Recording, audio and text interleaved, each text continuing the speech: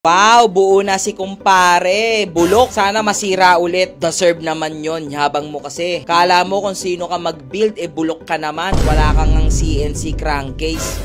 Deserve ba? Nasasabi lang yan ng mga taong walang motor. Kasi kung may motor ka at nasa tamang katinuan ka, i-wish mo rin na sana wag masira yung motor ng kasamahan mo. Dahil pag nangyari sa'yo yun, napakasakit. Kaya yung mga nakakapagsabi ng ganyan, walang motor. Kung agree kayo, papusuan naman. Mayabang daw tayo. Wala daw tayong CNC crankcase. Ilang ulit ko bang sasabihin sa inyo na sa Malaysian concept, wala pa nga pong nilalabas na CNC crankcase para sa Raider 150. Ang mga meron pa lang talaga is puro Thai concept. Speaking of baka masira na naman yung motor natin, ay hindi na natin nahayaan yon. Dahil maraming nagtag sa akin na magpalagay ka nito. Yes, ito po yung alarm na tinatawag nila para kahit papano kung merong magtatangkang masama sa ating mga motor, medyo mag-aalinlangan na sila. Kasi nga daw medyo maingay to. Kaya tara, samahan nyo ako, susubukan natin itong nagtitrending na alarm at starter remote. So what's up mga kalusyuper natin? Dalawang motor, nasa labas ngayon. Okay? Habang di pa maulan, boy. So ngayon, nadala na ako sa nangyari. Kay kumpare. Marami ang nagtag sa akin at nag-comment na magpalagay daw tayo. Ito. Para mailang daw yung kung may magti-trip. May magti-trip na. Diba, mag-alarm daw kasi to. Isang kinagandaan pa daw nito. Yan tunog, no? So ngayon, may mga branded na ganito. Pero kasi, ito yung pinakamurang nakita ko. Aray ko. Susubukan natin. Pag gumana, pag okay, legit. Pag-ipunan natin yung branded. Mahal yung branded nito, boy. Yung pang kotse. Oo. Mahal. Yun lang. Pero sa motor kasi, okay na to. Marami ang feedback nito. Maganda naman daw. Yan. Testingin natin. So by the way, cold start muna tayo kay kumpare. Tapos kung makikita nyo yung pipe. Sound check. Hindi na ganun kaingay.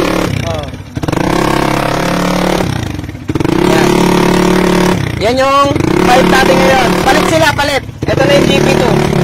Andito yung GP2 natin. Pahinga natin, boy. Yan ang mas maingay.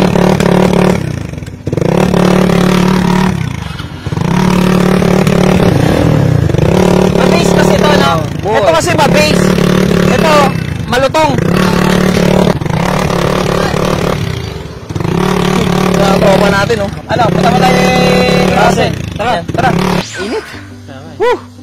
Buti umambon, buti mabot kami dito. Makasama ka naman panahon. Bawal mo basta si kumpare. Hindi siya madumihan. Anyway guys, nandito na tayo. Yun na si Russell.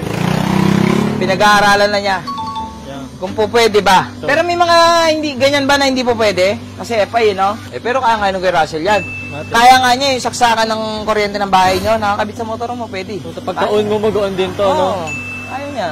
Bukas yung ilaw mo, boss din ano. Sabi nila sobrang dali lang naman daw ikabit na itong mga alarm na to. Pero syempre maganda sa may alam na rin talaga dahil usapang wiring po yung ating gagawin. Lalong lalo na po yung mga bagong motor ngayon o yung mga modelong motor at yung mga FI medyo sensitibo po yung kanilang mga wiring. Lalong lalo na yung Honda Click, ang dami pong nasisiraan na ECU dahil sa mali-maling mga wiring or accessories na nilalagay sa motor. Kaya mabuti na rin na marunong at may alam talaga sa wiring yung ating magkakabit. Kaya ito si Kuya Russell, siya ang babanat na naman dito kay kumpare at ito inuumpisahan na nga. Ang gusto ko po kasi medyo nakatago po yung ating module o yung kanyang speaker para hindi naman po sobrang kalat. Kasi pang show natin itong si kumpare. Medyo deducted points kasi yun pag medyo makalat yung wiring natin o yung mga nilalagay natin na hindi naman akma sa ating mga motor. In short, kung meron ka mga accessories tapos pang motor show ang yung motor, siguraduhin mo na malinis ang pagkakabit. Dito inaalam na ni Kuya Russell kung saan niya padadaanin yung mga wire kasi sabi niya sobrang basic lang daw at sobrang dami na daw niyang motor na nakabitan nito kaya kahit nakapikit siya kayang-kaya na niya. Alam nyo mga Lucifer, kahit ilang beses ako manood na nagwa-wiring, hindi ko talaga magets hindi ko maintindihan. Ewan ko ba, ba't Kuya Russell alam mo lahat yan? Wiring. Ang hirap. Nakakabaliw madali lang pala ikabit Madali lang pala ikabit sa mekaniko. Boy. Diba? Remote, ganyan. Hindi tayo. Pero kasi mas gusto ko to. Sa plano ko, papaduplicate ko na to. Para ito na rin yung susi niya. Pwede. Ito, tabi na lang natin. Baka pagtripan mo ako. Oy, wala. Tatago ko to. Ayun o. Di ba? Tatanggalin natin susi, boy. Wala nang susi yan, ha? Timo. Eh. Kabisa. Kuya Russell, paano activate yung alarm? Testing. Uy. Sige, pagtripan nyo ulit si kumpare. Pagtripan nyo ulit. Ayos. Testing nga. Testing naman natin ngayon kung gumagana yung start. Pindutin mo lang yung kuryente. Ganon din dito, kuryente. Paano ka dyan, ha? Kabisa. Sabay na lang. Ganun ayos. lang, boy. Tapos pagtapos, lock mo na. Iwanan mo na dyan yan, boy. Iwanan mo yan, Kasi ginagalaw ko ni Kuya Russell, Sensitibo, Kaya nag-alarm. Ngayon, pinagtripan si kumpare. Pinagtripan ulit. May ilang yan, boy. May ilang yan. Ang ingay, Tingnan mo, layo tayo. Gano'ng kaingay yan?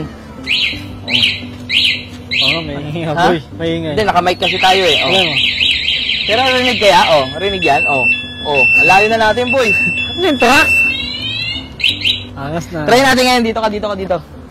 Layo na natin sa motor natin, ha. Yung motor natin, layo na niyan, boy, Layo niyan, Start natin. Okay.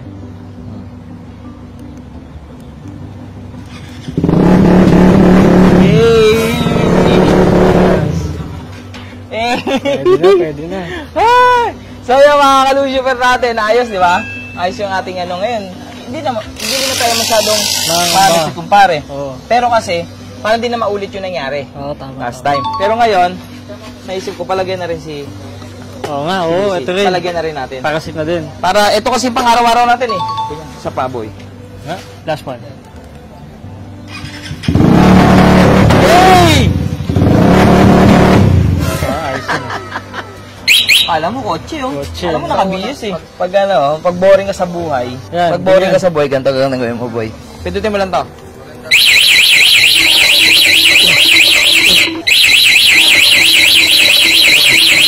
Ayos, di ba? Pag boring ka sa buhay, boy. Wala lang trip. Lock natin, boy. Unang attempt, makulit, Makulit yung magnanakaw, Kanya lang yung magnakaw. Ganun lang muna yan. Ganun lang.